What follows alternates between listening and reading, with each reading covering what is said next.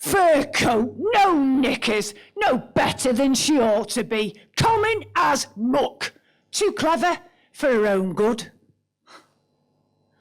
Slung out lines to stunt and mould, ensure she doesn't reach her goals, keep her tight inside a box, locked away from greatness.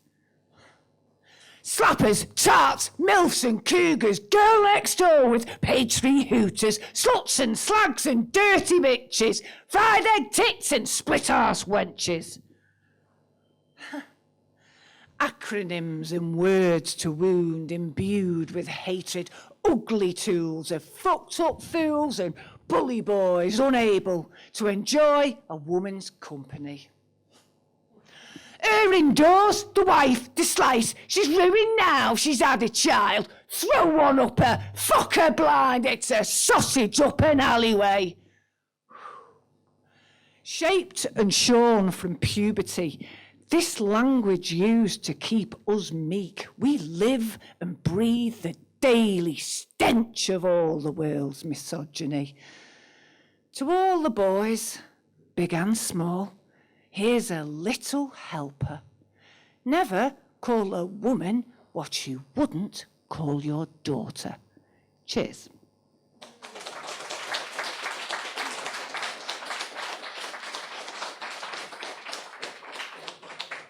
Thank you very much.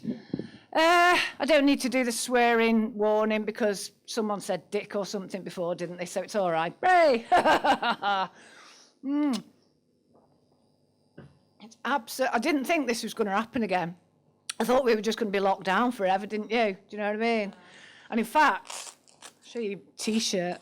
Look at this. Never thought this was going to be vintage.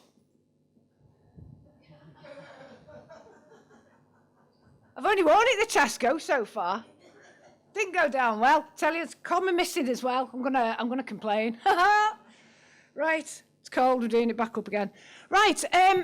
Yes, I have a new book out. My third book, Speaking in Tongues, which I've got with me tonight, and I'm going to do some poems from that. I've just done one, but I'm going to do some old ones as well. And this next one, I wrote when I turned 50, and.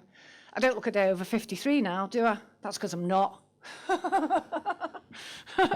But yeah, I wrote this when I turned 50. And instead of the terrible lurch of existential dread that I was expecting to happen on the day, I realised that I'm actually more sane and sorted and stable now than I've ever been in my entire life. And that was a nice surprise, very welcome surprise, I have to say. So yeah, and you could almost say I'm in my prime, but I'm not exactly Miss Jean Brodie. Niche reference there. I'm in my prime.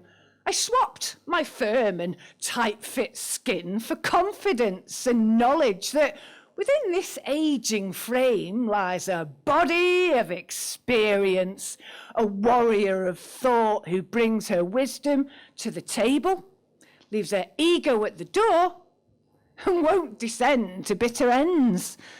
I'm not exactly Miss Jean Brodie.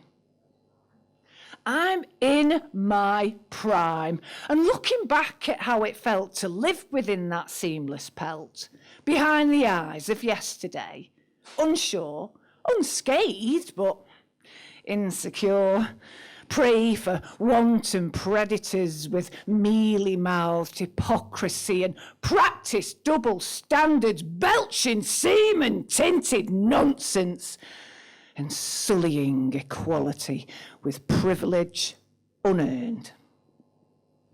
I'm in my prime. And do I wish to have that time again? Well, I kind of miss the face I thought would always look that way.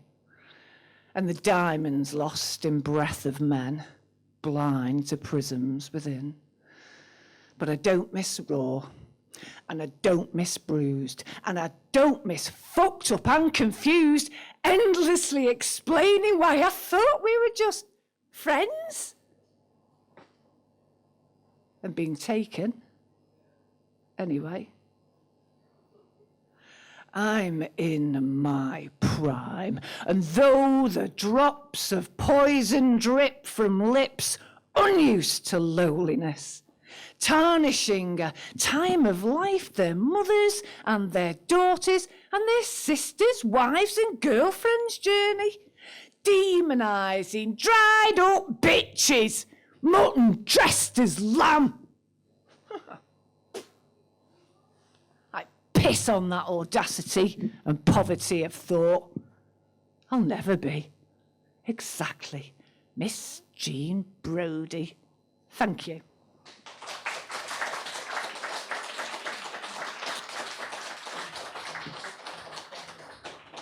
Cheers, thanks very much. You hear me all right? Yeah, good. Yeah, you're not going to miss me, are you? Right, I write a lot of topical poetry, which is great and all, capturing the zeitgeist, all that. However, it can become untopical rapidly, like overnight in many cases, which is a bit of a bugger, because when I wrote this poem about this fella, he was actually the most charmless man in government, and now he's just the most charmless man. But while we still hold a special place of hate in our hearts for him, let's do it anyway, because this fella,